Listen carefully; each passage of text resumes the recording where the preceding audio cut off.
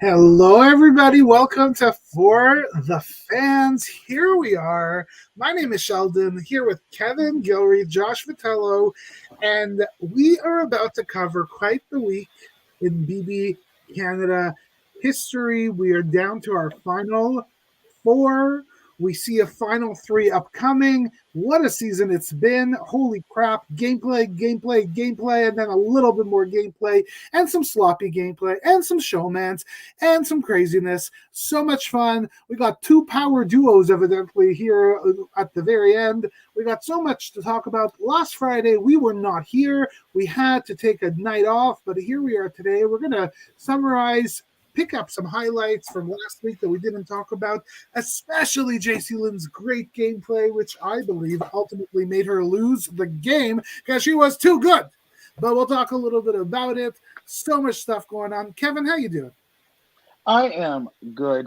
Watching JC Lynn play last week was amazing because I felt like at the beginning of the season, preseason, I watched this woman and I said that she's a player. She's going to get blinded by the showmans, and that'll be the end of her game. But hopefully she can break free. And unfortunately, she was not able to break free. But what we saw was the gameplay I thought you were always going to see. A little bit of strategic, a little bit of social, a lot of bit of the physicality that you would expect. It was very, very good gameplay. And it was fun to watch, even though it was only for about a week. Josh, how you doing? I'm doing pretty well. I think JC Lynn definitely got Kevin and Helena really thinking here. Like like one of those conversations that like in any BB season where like it gets the players to really second guess about their decision about like cutting somebody. That definitely what happened with Kevin and Helena. And I was thinking to myself like, wait. Are those two actually thinking about it? And I was just looking at the live feeds, like looking at every single moment, being like, Kevin wants to think about keeping Jason Lynn, but Helena wants to cut off Jason Lynn. It's looking back and forth. I was just sitting back and be like, what are they going to do? It was definitely a sight to see. It was worth the watch. My favorite part about last week's watch was because Sheldon doesn't watch a ton of live feeds, so every single day. Hold on. You don't watch live feeds either, okay? You watch the Twitter live feeds. I follow the Twitter feeds. And it was funny that daily I'm like, well, Sheldon, tonight Josh is going home. Sheldon, tonight JC Lynn is going home. Tonight is now Josh again. It's JC Lynn again. And it was as if I follow basketball. I'm a basketball fan. And a lot of times basketball is whoever has the ball last is going to be the one that wins. And that's kind of how this game went for the last week. Was whoever talked to Kevin and Helena last were going to be the ones that stayed. I've noticed that. In some of the previous episodes when Gino and JC Lynn were up on the blog. They were talking to Kevin and Helena. Gino went home. I was like, now I need to watch back to see if that was actually the case because I think you're right. Whoever has the ball last. Yeah. So it was really interesting to watch JC Lynn. JC Lynn is on the block. JC Lynn is beside Josh. Two really awesome competitors. Two people that, if at the end would really have a great chance of winning this game at this point or even at the beginning of the game. Like you saw these great players. And, one of the things that we started to see was JC Lynn really trying to sell her game and trying to make sense of why it would make better sense for Kevin and Helena, the two people who have to make the decision to keep her. So Kevin, what was her main argument? What was that main argument that JC Lynn was trying to give people? So JC Lynn was really just trying to convince them that she was beatable. And I mean, that was everybody's argument, right? Is that you can beat me. You want me around. Now, an interesting thing about the Ghost is that they have done everything in the background. So no one realizes all the things that they can do, except for Josh. Betty and Josh are starting to catch on. That's the thing, though. Josh is known all along. Yeah. Betty is starting to become privy to it. But Josh is always known because they've done the things together as a crash test dummies. But JC Lynn It's like, look, your game, not that flashy. My game, not flashy either. You guys could beat me. When in reality, they could probably beat her anyway if they could explain how they got there to begin with. Yeah. But I thought that was a clever way for her because she was talking about how lovable Josh is, and how they need to break up Betty and Josh, or else they're going to lose the game. I thought that was a very good tactic by JC Lynn.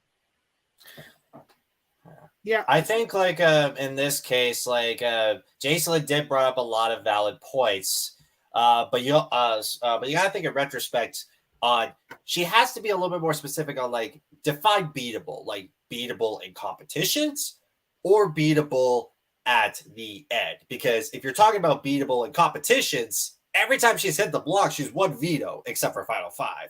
I think it was beatable in a final vote. I think she was speaking about a final vote because both JC Lynn and both JC Lynn and Josh are much more physical threats to Kevin and Helena's game than in anything they could have done. So it wouldn't have mattered in that regard. It was beatable in the end, and who could win in the game. Yeah. So like in hindsight, JC Lynn was making the right arguments here to convince Kevin and Helena to cut off Josh, who would be much more of a jury effect compared to JC Lynn, who does JC Lynn have in the jury? Gino.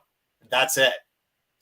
Unless Kevin, like Kevin said, like if Kevin and Helena plead their case towards JC Lynn, because Gino's going to vouch for JC Lynn all day if she makes it to the end. So it makes sense for JC Lynn to pitch that out. But obviously goes to show it didn't quite work out. It did get them thinking though. So you got to give her credit. It did get them thinking. Adrian in the chat said, seeing this waffling from Kevelina is like Tommy versus Holly vote back in BB21. Oh, I remember that. It was very similar. It was very similar. I agree. I think one of the things that complicated the game at this point and made the waffling, as Adrian said, happen is that I actually think in your final five, you have five people who have really good arguments, every single one of them to win the game. Yeah. And that is very uncommon in Big Brother. I think it's quite uncommon. Usually you have one or two goats, but the truth is I could easily make an argument for every single one of them to win the game, which is why I think it was so complicated. Can you make an argument for me for Business B?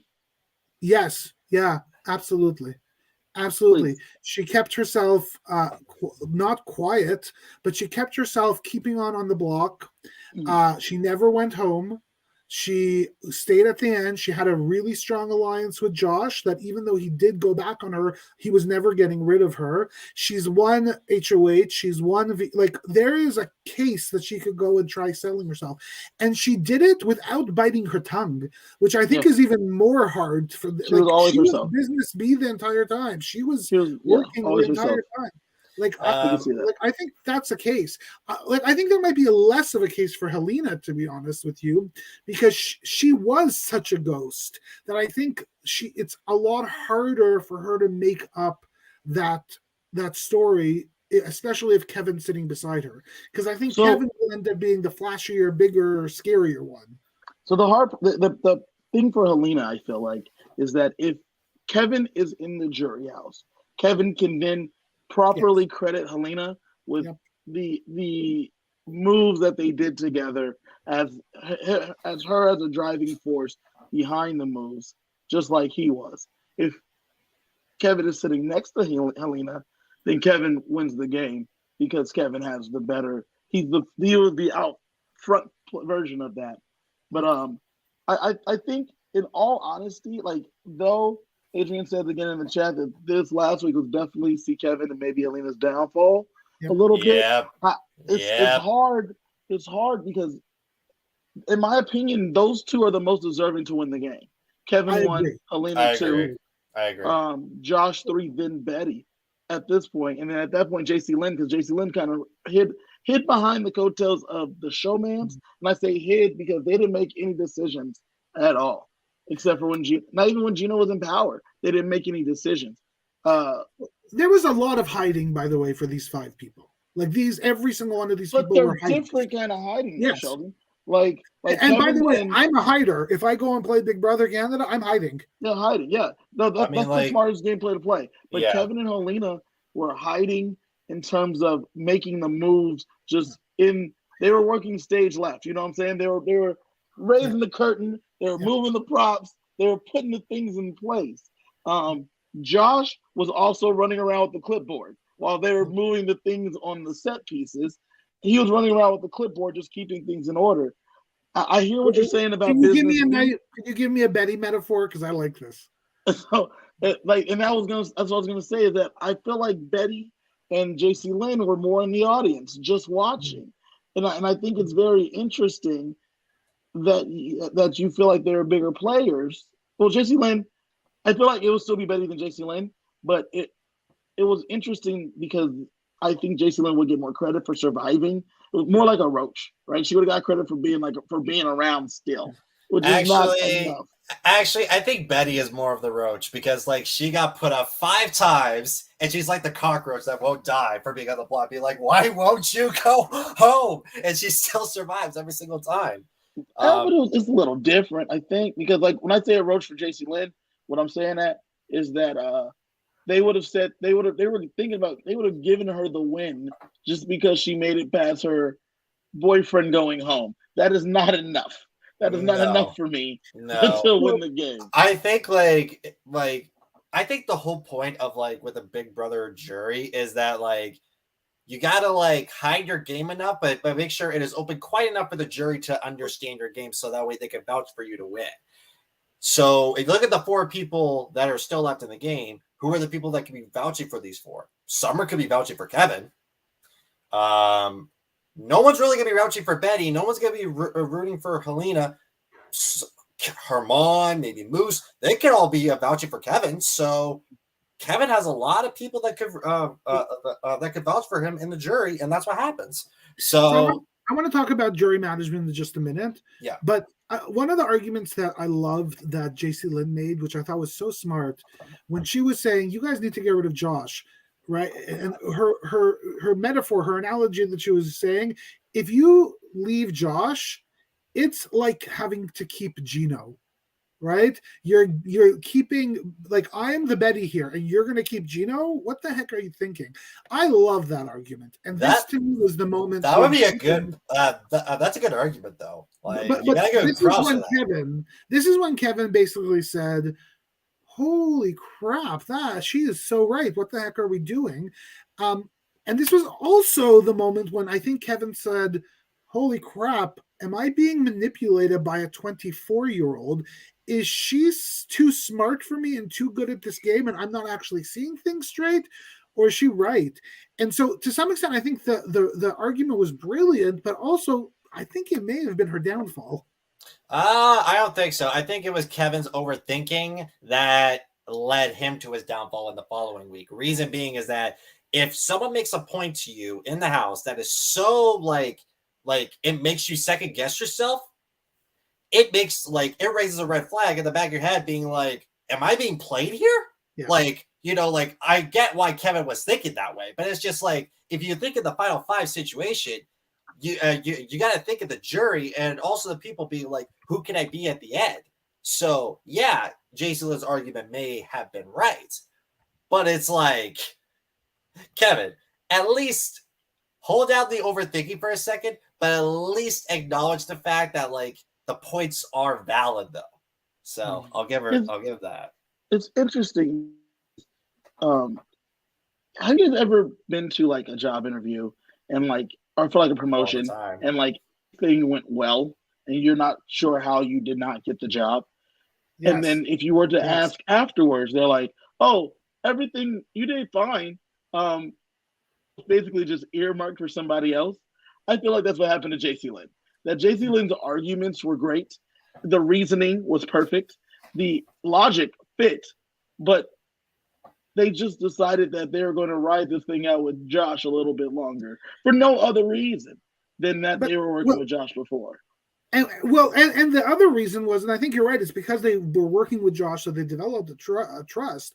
But we see next that Kevin and Josh have a conversation where Kevin asked him, "Are you going to throw the HOH to me? Are you going to throw the HOH?" And Josh says yes. And I think that sort of solidified trust was completely said, "Holy crap, he is with me. I'm not going to get rid of him. He's going to throw the HOH, and then I'm going to get rid of him." Right? And we're going to see the outcome of that. But it is so unlike Kevin to fall into that, unless I'm overestimating Kevin's intelligence and brilliance in this game, because it is logically ridiculous. I think it didn't make sense because of logic, correct. I mean, like,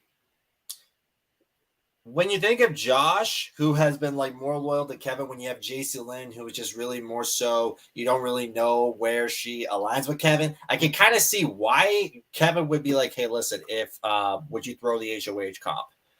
Like, if he makes that case to JC Lynn, do you want to know what she's gonna say? She's gonna be like, "If I don't win the HOH, I'm going up on the block." Like, that's literally what she's gonna say. So obviously, you have that versus that. So what's Kevin gonna? I have a hot take. Okay.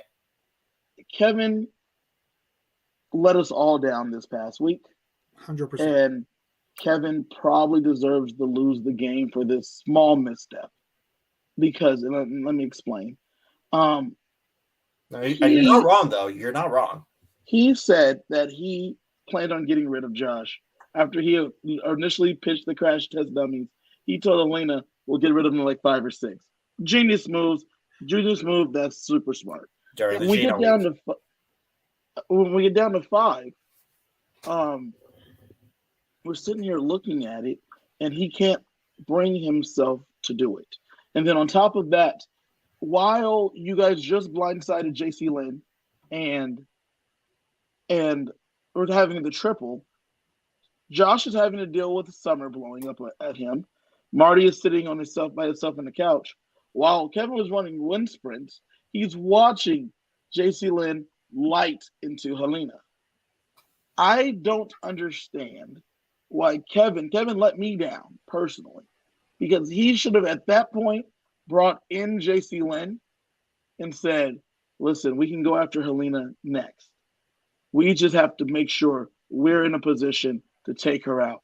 And now he doesn't have to really go for Helena, obviously, but he should have at this point at 5, get rid of Josh.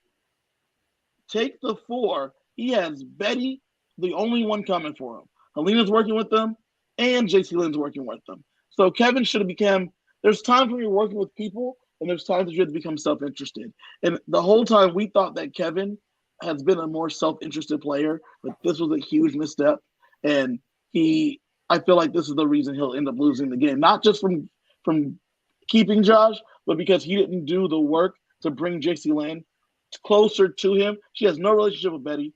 She just had it out with Helena very publicly because she feels hurt by Helena. And then also, Sheldon, remember when we talked when it was me and you? She gave Kevin the pass. She said, "Hey, I didn't expect nothing more from Kevin, but you, Helena, you." Well, so I agree with you, Kevin.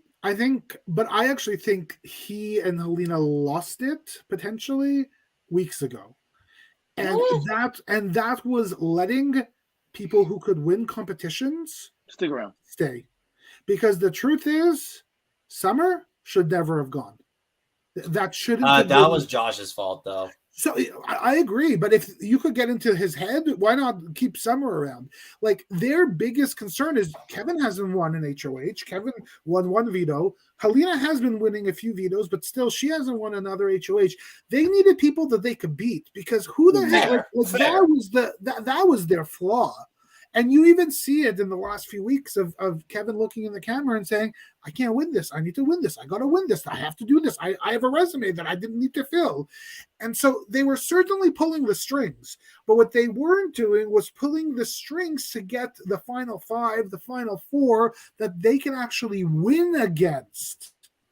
It is hard because down the stretch, you have to win the comps. Yeah, down the stretch, you have to win the comps. And I have to say that, the end of Big Brother just the way the game is played, the comps start to be worth a whole heck of a lot more than your social game. The social game doesn't matter anymore. You got to win veto, you got to win HOH, or else you're your done. social game is basically done after the triple. Yeah, you have to start winning. You have to start winning comps from there. So we also see. Hold on, Sheldon. Before we move on, I'm thinking. I don't know then when they would have lost the game because you have at Final Five, you have the 5 of them with JC Land. At the triple had Summer. I think seeing Marty and seeing Summer go, those two people should have been here at the end for them because nobody would have awarded Marty anything. Okay, I disagree.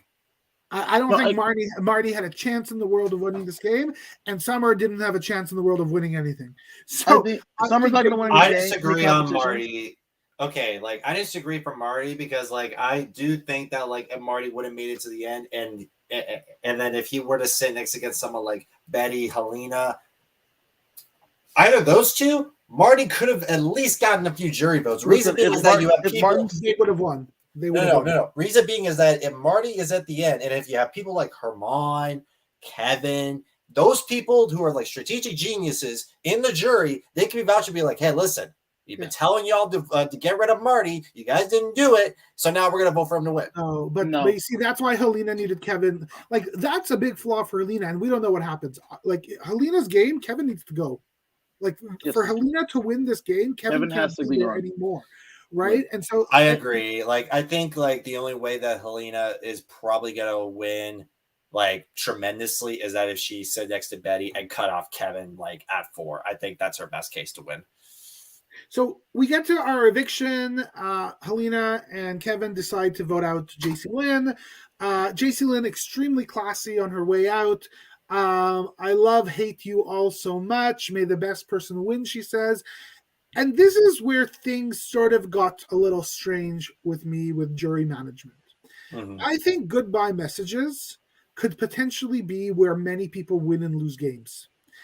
And what we saw was, look, there's a lot of other data points, but when you are in the camera in the diary room telling the person you left why they're gone and giving them the background, that's so important. And this is where I was so impressed by everybody except for Helena. Helena had a little bit of a chip on her shoulder, and she said, well, you're gone. I'm still here. He. I thought that was so poor, such poor jury management. And for somebody who was a ghost, not just in terms of being in an alliance, but in the fact that nobody saw her game, I think that it is really poor and strategic play to not try to rationalize and be respectful for the person you just sent out the door. I do not understand what Helena was thinking. Yeah. Well, what Helena was thinking was that I hate this person. I am very upset with her. She has publicly derided me. She has put me down for weeks at a time. She has done nothing but disrespect me, and she has no idea what I've been actually doing in this game. And so I'm very, very upset with her. Was it a good idea? No, but that's exactly what she was thinking. So it's so interesting, though. That's not how she came across to it, though. It came up a little bit of a different vibe for me. But I guess, look, the edit matters, too, because I don't think we saw a lot of that stuff. No. And maybe because I don't see the live feeds, I don't get the full picture. No. Well, you heard what she was saying to JC. Yeah. She said, Kevin, you're okay. And JC and Helena, you're the evil one. Mm-hmm. I get that. But I don't know. Like, even I think ego is so important to get rid of in this game. You have to check it. And I agree. Like you can, like, that is what got Kyle Moore out. That is what got Marty. Like, ego has got to go. And all she had to do is tell her, look, I know we didn't get along all the time. At times you probably felt hurt by me. I felt hurt by you. But these are the 3 things, and these are the 3 reasons why I think you needed to go, which is why I made sure this happened this week. That's it. Like, you don't have to be even loving and you don't have to suck up. You just have to tell them the facts. And she didn't do that. And to me, that's poor gameplay. And honestly, we haven't actually seen a lot of these goodbye messages this season because the show has been so good. They haven't had time for it. And so it just stood out to me so much because I assume this is what she's been doing week after week after week. We just haven't been seeing it. I don't think so. I don't think she's been like going. I don't think she goes at Gino. I don't think she goes at Summer or Marty in their goodbye messages. I don't think Moose's goodbye message was like uh, incendiary. I think that this is because of the. I don't even think that if JC Lynn doesn't blow up on her after Gino goes home, I don't even think this happens. I think this is because of what happened after after Gino went home, and how she told her like she wasn't doing anything and she had no respect. And I think that it has everything to do with that. Was it good jury management? No, it wasn't. It definitely loses her the JC Lynn vote she already didn't have, but it also probably loses a Gino vote that she might have gotten if things worked out the way that she needed to. But I think it's really hard for us to consider just gameplay when what we saw happen in the triple happened, right? I it's hard for me to just get on her about gameplay when we saw JC Lynn go after her. Yeah, look, you're right. I think emotions matter, and we don't actually feel the emotions. But you can't also forget that in that moment, JC Lynn was really emotional too. 100%. Her boyfriend was same with Summer. She was she was betrayed. She was betrayed. And same with Summer on Josh, and she blew up on him. So like, it's the same argument there. Hey, well, me and Sheldon talked about that, and that was one of the things I hated was that everyone talking about how Summer, how poorly Summer behaved. That's when I came on the show. I was talking about how Summer was 100% reacting in the moment to what was happening to her. She was. It was like you said, Sheldon, how JC Lynn was reacting. Yeah. She's like, "You betrayed me, you Judas." And and Helena is like, "This is all gameplay. Why can't you just get that through your head?"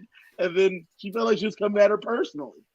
Well, so we're gonna get to some of these moments of this is a little bit of foreshadowing of what's about to happen to Kevin and what happens when somebody actually doesn't do what he wants to happen, which I think is very telling of who Kevin is and his gameplay, which is really cool. But before we get there, I just want to have an overall summary. Hands up, did any of you ever think that your final four would be Josh, Kevin, Helena, and Betty? Josh, yes. Helena, maybe. Kevin, absolutely not. Betty, absolutely not. I never saw Kevin and I never saw Betty in the end. No. Josh, maybe. Josh, yes, actually. Oh, Josh, Helena was I thought she'd be expendable at some point. Helena was my winner pick. Yeah. So Josh and Helena, I definitely expected. Kevin, I thought was gonna be gone by like week 3. And Business B, I figure would be gone in the early part of jury at some point. Yeah. She would just be lost in the shuffle. But this is amazing. This is an amazing Final Four. And it's remarkable that they're all here. It is remarkable. Yeah. And I have to say, I love all 4 of them. I did not like Betty in the beginning of the season, but I'm such a Betty fan now. Betty and Kevin both grew on me. Like both of them, like I was just like, oh my gosh, when are both of them gonna go? But then afterwards, after the episodes progressed on the live feeds, they slowly grew on me, and I'm like, you know what? I actually like this Final Four. Like I think this Final Four is a lot more intriguing than last season in BB Can. But so far, I barely. Prefer this Final Four, to be honest. I think also in our winners draft, I think I have 2 people left. Yes, you do. Sheldon has 1 person left. I think Kylie has 1 person left. Josh has been out for a while. I was out since Summer left. Okay. Hold on. Who do you have? You have Helena and Josh. And Josh. Yeah. Okay, so you're gonna win this thing. Great. How many fantasy picks that Kevin won? I have to say, the other person that has continued to shock me in terms of being a wonderful person to watch is Josh. And I think they did not give us a lot of Josh the first month and a bit of the season. And then we started to get more of him, and his emotions they're not annoying, because sometimes people are really emotional. You just shut up. But he is just so lovable and real and sincere and smart. I've been loving to watch this man. And this is the best marine biologist I've ever seen. And the best part is his emotional intelligence is like top notch. Like he knew exactly when to read the room and when to go in, and that's how he got so far and made it to Final Four.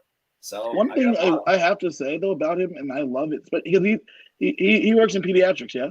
Yeah, he's a pediatric yeah. resident down in British Columbia, I think.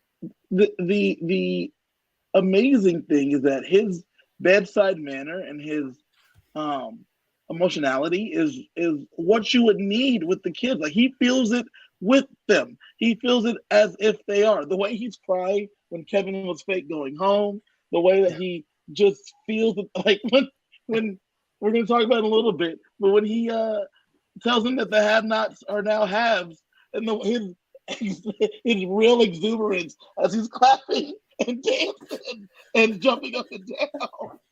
It was perfect. It's who he is. He's just really feeling it. It's almost childish, but in some real loving, amazing, like, yeah, that's you. He's really happy. I'm so happy for him. I just want to be his friend. And you're right. He's probably the best doctor from a bedside manner. I don't know how he is, like, technically and stuff, but he's like such a good doctor. So we didn't actually talk about this, but a little side note, there is somebody I want to see play this game, and that is Josh's mother. We saw her in don't look at me like that, Josh. Not your mother, Josh. I was confused for a second. I was just like, oh wait. Well, I don't know. Okay. Maybe your mother could play too. But we didn't talk about the loved one scenes where we saw Betty's boyfriend, we saw Kevin's girlfriend / wife who put on a fake I love that. I love how she was. I love she was in on the joke. I love she was in on it. But I have to say, there's something about that mother of Josh. Every time we see her, and I think we've seen her now 2 or 3 times, she is a doc. She's a medical student in, I guess, her 50s or 40s, 50s. She seems extremely bright. She seems so loving. I want to see her play Big Brother. She better get cast on Big Brother. Let's go for a mother season. That'd be nice. So let's talk about mysterious red doors. I don't want to talk too much about this because it was a little bit of a letdown for me. But bit of a letdown. It was a letdown. It was a huge letdown. It was a letdown. It was like there was a constant change in the numbers on the live feeds, and like the players were constantly talking about it. And I don't know if there was a secret power that never got found, or maybe that was just there to fool the players. If that was there to fool the players, then it's just like so it was a red door. It was always going to be Wendy's, but basically there was a countdown. I guess it was of hours.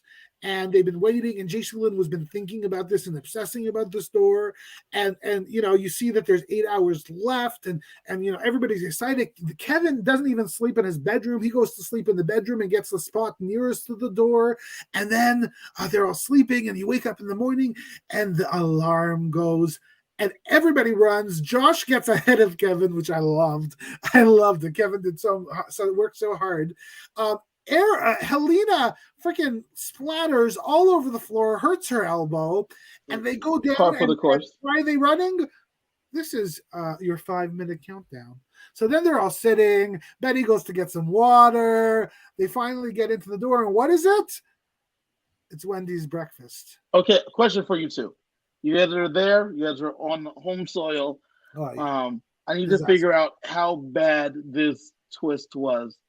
Has Wendy's been selling breakfast in Canada for a while, or is this is a new thing? Like they just did it like recently. So, from a marketing perspective, Kevin, genius. Okay. Perspective, letdown.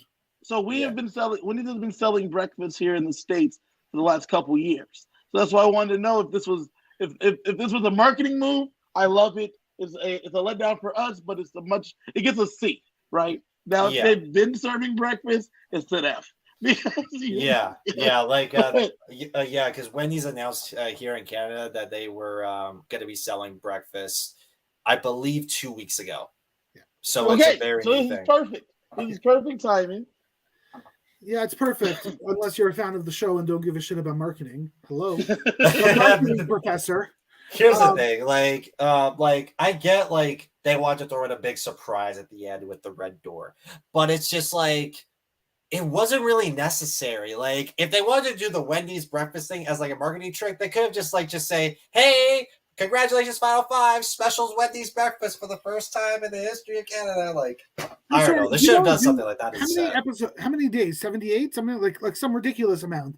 Almost 80, I think. Yeah. You got breakfast? What?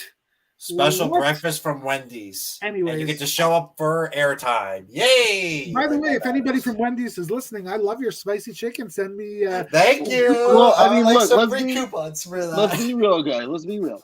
The whole show has been a very, very long Wendy's ad, right? It's been a Wendy's Winners, the brewery. Yes. And the Bel Air Direct, right? Bel Air Direct, more, safety. I had never heard of. The Expedia. These are things that I had never heard of, and the marketing has been top notch. I mean, obviously I've heard of Wendy's, but like Winners, Bel Air Direct, never heard of in my life, right? Mm-hmm. And it has been a very good marketing campaign, which I respect. So them having breakfast from Wendy's, though a letdown for us, hoping that there'll be a power or some other comp thing. I definitely get it because the Wendy's they've been doing it right. They've shown the back of the Wendy's thing every time. You get the little window, someone gives you the food. I know all about the fact that you guys have poutine on your fries. I know about the fact that you could dip your fries in some Frosties. I know so much about the spicy chicken sandwich at this point. I was out and then I was in for a second. Now I'm out again on the spicy chicken sandwich. There are some. So what I will say is that one of the difficulties of being such a small market is that I do not actually believe Big Brother Canada would still be on the air if it wasn't for all of this product placement that exists.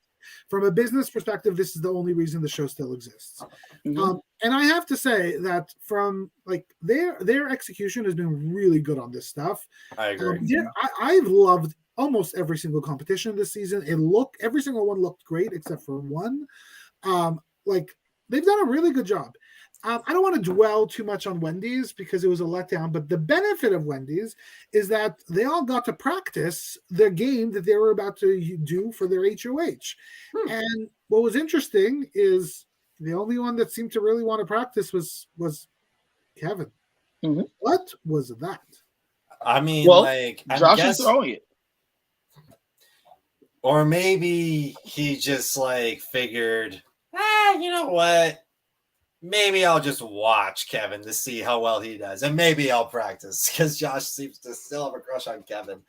But that was my read. Kevin and Helena. Oh, sorry, with Betty and Helena. I don't know why they didn't do it. Maybe they just didn't. Well, Betty's not competing, so she doesn't matter. Okay, Helena, that one I don't know. Maybe she was nursing her sore elbow, and that's why she didn't do it. But I don't know. If I've got money and a win and a game on the line, I don't care about my sore elbow. I don't care that my back's broken. I don't care my hand's cut off. I'm doing this competition. Like I don't get it. Like my mind was exactly where Kevin's was. It made no sense to me. And interestingly enough, even with all that practice, Josh, who won the HOH? Ironically, the person that was going to throw the competition, it was Josh. So, whoops. He obviously won. Hold on, Sheldon. I don't know that's a whoops, Josh. I don't think this man was ever throwing this comp. This was a whoops for Kevin. That's what I'm saying. Okay. So, the aftermath of this was really interesting to me because there was no way Josh was going to throw a competition at Final Five. It was impossible. Or Final Four, but. Yeah, and what was really interesting to me was that Helena was like, yeah, obviously he didn't throw it because like she was rational about it. But our good friend, the man I've been rooting for weeks now, Kevin was like, oh my God, somebody gave me a taste of my own medicine. At least he acknowledged he messed up. I loved the fact that Helena said, the ghosts were invisible except to one man. That should be the episode title. The ghosts are invisible to one man. I thought that was great. Because Josh knew what was going on here, and the ghosts came in unprepared with their pants down because they thought this is going to be a walk away. We're going to walk right in. We're going to give a couple answers. he's not going to throw. He's not going to really guess. We're going to be fine. Then he starts playing, and they're like, wait a minute. We come in unprepared, and then he just caught him slipping, and I loved it. And not just was it a win, as Beautiful. Adrian said, the count was a blowout. It was 100%. Not close. So I enjoyed every minute of it. I was smiling like my cheeks hurt just for thinking about it. I felt bad for Kevin because obviously I want him to win, but now I'm happy. Like Josh is probably going to win this game, and I'm very happy for him. But I have to say that sometimes I think there's a benefit of sitting on the block during the season. And what it does is it forces you to have conversations with people.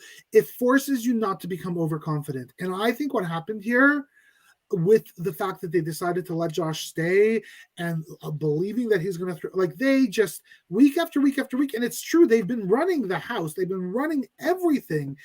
I think they got duped.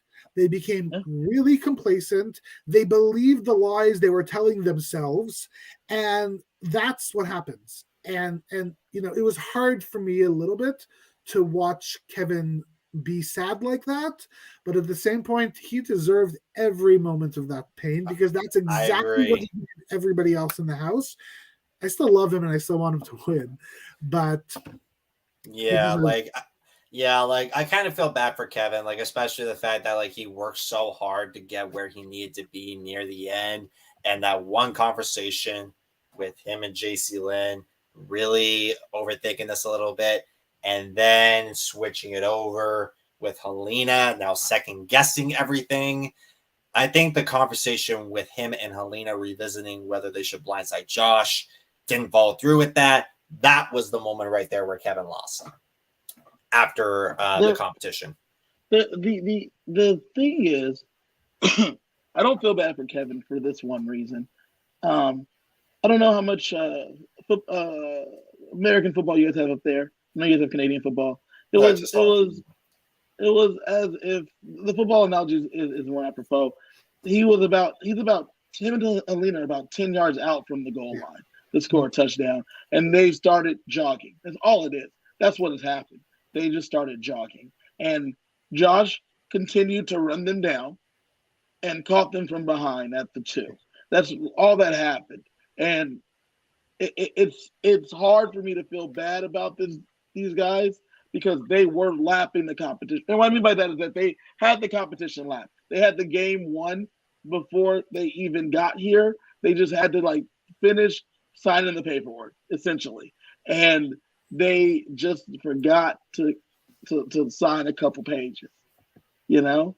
Okay. And so, and that's why I don't feel bad for them because they did a lot of the work needed. They did a lot of the work needed, and they took their eye off the ball. And that's Oh well. Well, it happens. It happens. But after 2 months in a house by yourself without a lot of air, I'd be pretty pissed. But and just imagine. Hold on, and Tasha makes a very good point here. She said that they underestimated Josh and Betty's friendship as well. They thought that Josh was definitely on the outs, right? They thought Josh and Betty were definitely on the out, and Kevin then was like, "Hey, let me pull in Betty instead, and forget about what else is going on with Josh. Josh is throwing this thing anyway. We could just jog into the end here." And that's where that was their folly. Well, I fully agree with Tasha, I believe her name was. Yeah, I fully agree with her there. Like, I think like I knew for a fact that Josh and Betty were a package deal. Just because Josh put Betty up on the block one time without her, signing bonus ahead of time. But it's just like, come on. I think they were done. No, I think they were done until Josh sat down and like explained it to Betty. And I think when Betty started realizing, because Kevin told her Betty too much enough to make her realize he was dangerous. And then that was when she was like, because even Betty still has a bad read, right? And the bad read is she's like, poor Josh has been tricked by Helena and Kevin, when in reality he's been working with him the whole time. She's like, oh, poor Josh. It's still a wrong, it's the read has put her in the right place, but it's still wrong. It's the wrong read that got her in the right place. That's kind of like how it went. Well, those wrong reads got us to a BB Can Classic, the award ceremony, There were 5 awards. I thought there would be so much more than that. Josh, Yeah. put your sausage away. Like I don't know what you just picked up, but That was supposed to be my thing for the award. It nobody was the needs to torch see throw. that. Anyway. Please keep it in your pants, my friend. There were only 5 awards. I thought there would be a lot more. Do you think there was only 5, or do you think we only saw 5? I didn't vote on them, so I don't know. I didn't vote either, so I don't know. And the reason I say that though is because all they I feel like they won all the awards, right? All the awards. Well, what was interesting though is that everybody got an award except for Helena, and that was scary. Like if I would be Helena, I'd be like, "Holy shit, I have been a real ghost, not just in this game, but to everybody at home. Like they actually don't have an idea of why I'm here." Yeah, I think the case where it's just like if you didn't have much to show to the audience, or even in confessionals, then yeah, like you're basically just gonna get an invisible edit. Like even though you're part of the Ghost Alliance, ironically, you would get an invisible edit. So yeah, like honestly, I wish Helena would have at least gotten one award for like best. I don't know, best downfall, like literally just falling on her elbow, just to like just to have something to laugh about. But she had one. Look, there were a few fights, and they brought up the Moose fights. Both of them had Moose in there, and guess what? Moose won, but it was Betty versus Moose. But there was a great like the JC Lynn Helena fight was awesome as well. It was in the heat of the moment. They could have done that. So there were 5 awards, as I said. Best slop meltdown. Adrian coming again strong in the chat. She said that there were more voting categories, but they were voting on things from previous seasons as well. So the 5 that we saw were from this season, and that's the ones they covered. So I assume that they also went over some of the ones from previous seasons, laughed, joked, talked about it, but because of the big windy spot, it couldn't make the edit. That makes sense. So I don't want to talk about the individual awards, but was there a moment that they showed in the awards that really stuck out to you, gents? The Kevin Moose, the Moose Steph fight versus the Moose Betty fight. I think you Canadians got it wrong. I think that Steph Moose fight was a much bigger situation than the Moose Betty one because the Moose Betty one was one-sided. I don't know why that got on there. It was just basically just Betty just venting. Like I don't even consider that a fight. Right, and I think with the Steph one, it was crazy watching Kyle get caught in the middle. That was a great moment watching that happen. Well, for me, the moment that I loved and also didn't get was award number 5, the most jaw-dropping moment. And it was between Kevin doing a self-evict and Stephanie getting evicted in a huge blindside. That blindside was the best blindside of the season. Like, that was fantastic. And I don't know why that, like the only reason why Kevin won is because it's Kevin and he's still in the house. But that was a fantastic gameplay at a moment. The Stephanie's mouth dropped wide open. You don't see it a lot. Also, Adrian also agreed. Having Steph's mouth just hang open as she is just surprised that she's going home when she thought that you don't see those kind of blindsides happen a lot in Big Brother in general. So being able to really get to see one live and it work out. I mean, we would have saw one last season in BB21 if Big D doesn't ruin it and tell Brent that he's going home, right? You very rarely get to see these blindsides. Oh, do you want to know? The other one that wasn't included was the Gino eviction. Like JL was shocked and Marty was like, there was a few other moments. Josh, that wasn't. Like I was gonna say, like I'm surprised that like they didn't do an award for well, hold on. Correct me if I'm wrong, but like I'm honestly not like I want to know like why they didn't give an award for JC Lynn for most shocked face. Like she had her face drop down for the Stephanie round and for the Gina round. I was like, well, I also like we were also missing gummies. Like that was why was that on it there? Why were there no gummies anywhere? Like I don't know, but it was a lot of fun. I thought my favorite part of it, and I usually don't care about this stuff. But I love them all getting dressed. I love them all taking pictures. I did not like Kevin going out for prom night. That's basically what I did not like Kevin making a fool of himself. But it was a lot of fun. Any final thoughts on awards, folks? It was fun. It was fun. It was a So nice who wants Oscar to go to moment. Wendy's? Me. Let's go to Wendy. Let's Because go to here's the Wendy's. We did not. Kevin will get the. We did Kevin, not get enough content from Wendy's this episode.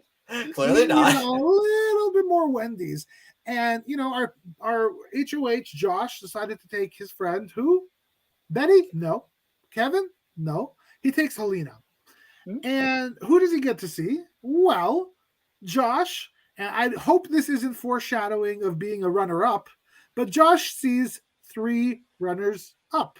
He sees I only season knew 2 runner-up. Brayden. You only knew Brayden in a dress, but we don't need to go there. Sabrina, season 2 runner-up. Karen, season 5 runner-up. But basically, they all say the same thing.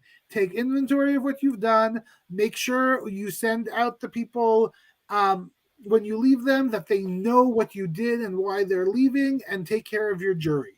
Some great advice. And then we see the scene afterwards where they're having a discussion about nominations. I found the rest of this episode kind of tedious because truly, do nominations really matter when the only thing that matters here is that POV? Basically. One of the biggest problems with Big Brother in general, no matter the format, is once you get down to like 5, everything's rudimentary. Like it's everything. It has to be done because of the game mechanics, but it doesn't necessarily matter once you get to like 5. Which is why I think Big Brother Canada is smart to have a triple eviction to get you to 5. Because they're like, we're gonna yada yada yada 6, 7, and 8, and we'll get you right to 5, and we'll get this thing over with. And the last week they also have like 2-3 people leaving as well. So like the end, and I assume that the reason why not only it gets boring, but they're okay with that is because they actually need a week to prepare for the end, because the end is a lot of competitions. You know, you're getting ready for a big show. You want and I think it just gives them time. To me, the highlight of the Wendy's talk was Josh in the diary room, basically saying to Helena, I'm not going to put you on the block. Why? Because, you love this idea that you've never been on the block. You love it. You know what? I like it even more because I want to be at the end. And if you're at the end with me, guess what? I'm just going to tell everybody on the jury that she never had to fight for herself. Meh, I did. I love this thought by Josh. I love watching him play. That's like a slap in the face to Helena with people like JC Lynn and Gino. They're just going to be like, yeah, you know what? That proves my point. You did absolutely nothing all game. Like, if Josh highlights that, if Josh sits to the end with Helena, like, he's guaranteed Gino and JC Lynn's vote, like, no matter what at this rate. So, yeah, that's a good play. There's no way Josh sits next to Helena, right? I mean, if he wins, he takes Business B. If Business B wins, she takes Josh. I don't see a way that. And if Helena wins, who she take? If there, okay, hold on. Well, if there's a final 3, if there's a final 3 scenario with Josh, Betty, and Helena, and if Helena wins, who is Helena taking? I think her heart takes Kevin, but I think if she's smart, she gets rid of Kevin. Oh no! Like I'm saying, if Kevin gets evicted at 4, I'm saying in the situation if Helena wins the final, she takes Betty. Part HOH, she takes Betty. She takes Betty. Okay, fair. And I don't think Kevin would be upset at her. In truth, like I think he would, like he'd be sad and annoyed, just like he was this week. But I think that he goes and he fights for her as well. We see a few other conversations. Josh and Betty have a chat where Josh basically says, I trust you, Betty. I don't trust Kevin. Betty starts saying he's a manipulator. He's a this. He's been quiet. He's been doing all these things. A lot of people played his game and didn't even realize it. And I love they're keeping on realizing exactly what's going on. And she's feeding it to him.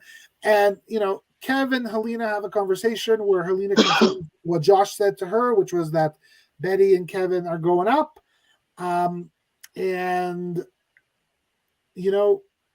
Kevin is starting to spin in circles. And Josh says he likes seeing Kevin spin in circles. And I love all this. Nominations come, and who's on the block? Surprise, surprise, boring. Kevin and Betty. And what happens next? Nobody knows, because they shut down those feeds. Well, before we get into this, I want to hit a couple notes, right? Just in case someone wants to get up out of here for like the last bit of feed notes that we have. I loved that for whatever reason, Kevin kept saying that his brain is broken.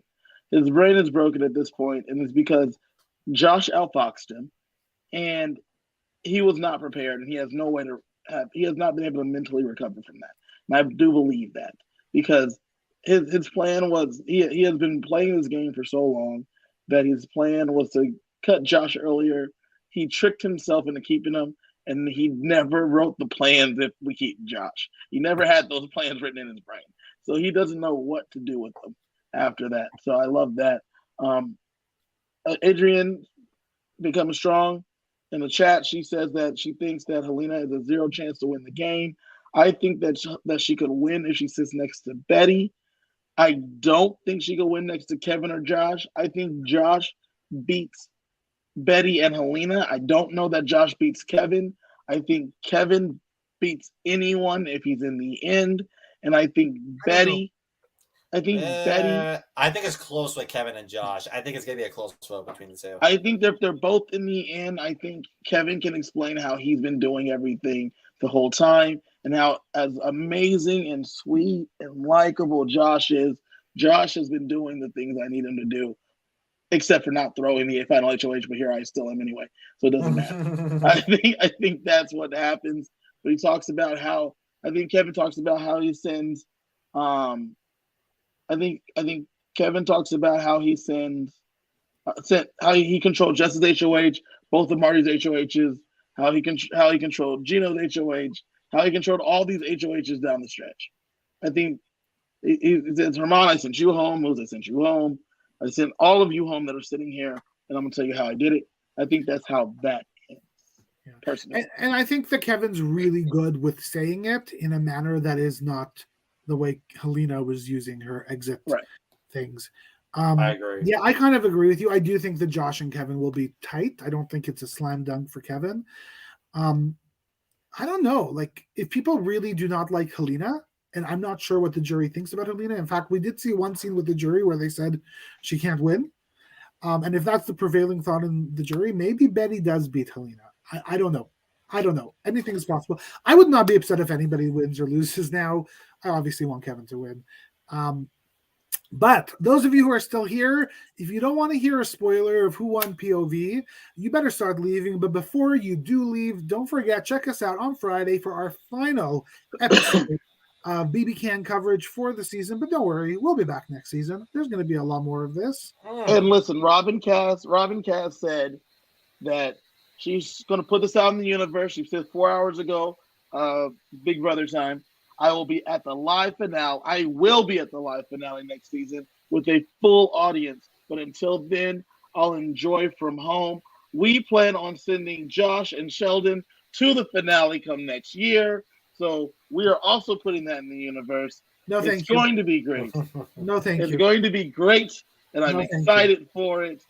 I am so not interested, Kevin, but thank you. we got to get that live coverage, baby. Exactly. I got a show to do. I got work to do here. So anybody who's leaving, please get the heck out. We love you, but check us out on Friday, 8 p.m., where we're going to talk about the winner of Big Brother Canada Season 10. Josh Patillo, tell me who won that power of veto, sir. I'm so scared. Okay, so obviously, Josh, Kevin, Betty, and Helena, all four of them competed in the veto competition. It came down between two people, Kevin and Josh. Ooh, wow. It was a close round. But the winner, Kevin. Congratulations, Josh has won the final POV. The HOH and POV holder is the first person to get it at Final Four. Congrats to Josh. Wow. So now up to that point, Kevin was obviously very hard on himself because he almost won the competition when he was talking to Helena. And now Kevin is really trying to plead his case to Josh and make sure that he uses to make sure that he stays off the block. And if he doesn't, then obviously his target would be Betty if Helena stays on. So his only option whether we don't know for sure what Josh is going to do with the veto, since the veto's caught up from there. But if I had to guess, I think Josh uses the veto on Betty, renominates Helena, and Betty takes out Kevin. That would be my guess. Other than that, if he doesn't use the veto, then Betty's out. Unless Josh convinces Helena, which he did have a conversation with Helena about potentially see where her head is at with Kevin. But I do not know for sure if she's actually going to follow through with that. The only smart move is for him to take down Betty, put up Helena, because at least in that way, Josh will have some say in who goes home. And I think that he would follow through with that. Like, if he does not, he basically lost the game from there. Because he had two opportunities to cut off Kevin or Helena. Hell, he had one opportunity to get rid of both of them, or one in Marty. But, like, if he doesn't get rid of one this round, he's done. So let me ask something silly. Who has a better chance of winning that final HOH? Kevin or Helena? Kevin. Statistically, it's Helena. Right, because Helena won 2 vetoes. Kevin won 1 by fluke. So, and the reason I say is, maybe it's not a clear-cut decision to get rid of Kevin because of that. I would get rid of Kevin because he will win the game. He will win the game out of all of them. Yeah. But, yeah, I think it's going to be tough. Wow. Kevin, what are your thoughts about that? Crazy way for the thing to come to the end. A little bit more fees info from Adrian coming through in the cut. Adrian said before fees cut, Josh and Betty had a convo and assures to Betty he will use the veto on her. And Betty says her gut is saying to evict Kevin. But the final decision will come down together on who to evict. As I was saying, the only smart move to do would be to take down Betty, because at that point, he at least has some say in who goes home. If he just tries to trust Helena to do it, Helena's going to do it. Helena feels best, which is keeping Kevin in this game. Kevin has played such a phenomenal game. It was one of the best games we have seen, and I have seen in a while. I've never seen Big Brother Canada, but Kevin Jacobs has just been straight crushing this game, and I'm very impressed with him. You two suckers told me that he was going to be the first one out, and I am owed $10 Canadian by you guys. In Canada, in Canada, for such a thing. So it's $7 to convert over. So, yeah, you're right. I think he's played a masterful game. I want to see how the next few days go, because the last week of this game changed my perception a little bit on Kevin, because it really was kind of the first time in the game he was really up against it, and he fell, and he couldn't get up. Like I said, he got to the 10 and he started jogging. That's what happened. Yeah, but that's dangerous. Like at the beginning of the game, at the beginning of the game, he was on the block, if y'all remember, and he did not jog. He ran, and Andrew came out, and he went to work, and he became a lawyer's assistant. I don't know what he was. Holy crap, what a season it's been. We will be back here on Friday at 8 p.m., and we're going to talk about this. Kevin, what's coming up on Survivor this week? So this week, we will be covering Survivor in our usual Thursday spot, I believe. We will be going over what happened. Last week's episode was real intense. So this week, hopefully, we get a little bit more back to form. Those intense episodes are very important, but sometimes it's nice to just calm it down and just talk about the game itself. And so we'll be getting back to form this week. And then on Friday, I will be joining you two, along with hopefully Kylie. We might get Kylie back. Maybe we can find DeLucas wherever DeLucas is, and we can just whoever he is. We could close this season out together. You know what I'm saying? And just talk about the season as a whole. Maybe have a little bit of a longer Friday episode. We'll definitely see. Okay, Josh, what's going on in your world? All right, so what's going on my end is no, Josh, though, sadly. So I will say this, right now, even though I would absolutely love to be in for the Friday podcast, Unfortunately, I will not. I am going to be in London for the weekend, and I'm not going to have my laptop on me. So unfortunately, I won't be able to be in for the podcast. But I will say, though, I do enjoy my amazing time with Sheldon and Kevin, as well as Kylie. Y'all are just amazing. I love spending every single moment with you and love like picking your brain, because here's the thing. I'm so used to talking Survivor and Big Brother by myself, because usually like when you're at a house with someone who's like a super fan, but they don't really, but my whole family's not really into it as much as I am. It's like, it makes me feel so much joy. So I truly appreciate both of you and Kylie for at least like having me say my thoughts out to you all. With that being said, Survivor Pandemic World. We are halfway through the episodes. We still have a few more episodes to go, and then finale near the end of the month. You want to stick around Sundays and Wednesdays for more episodes coming in. And also, don't forget, if you want to be a part of the most realistic version of Survivor without flying out to Fiji, applications will be coming up way in the fall time. You want to stay tuned for that. So that's it. So, folks, I've been taking notes of this season since the start. Any idea how many pages I have of notes? Anybody want to make a guess? Too much notes. I'm going to say 100 pages. Divide that in half. I'm at 54 pages. That's crazy. Notes. It's a lot. I can't wait to delete it or print it off and put it on my wall. Do you want to know how many pages I have for the live feeds? Probably about a paragraph. I do want to say this though. You two, if you guys enjoyed Sheldon and Josh here on the channel and on the podcast, I expect both of them to be back this summer for some guest spots on our Big Brother coverage this summer.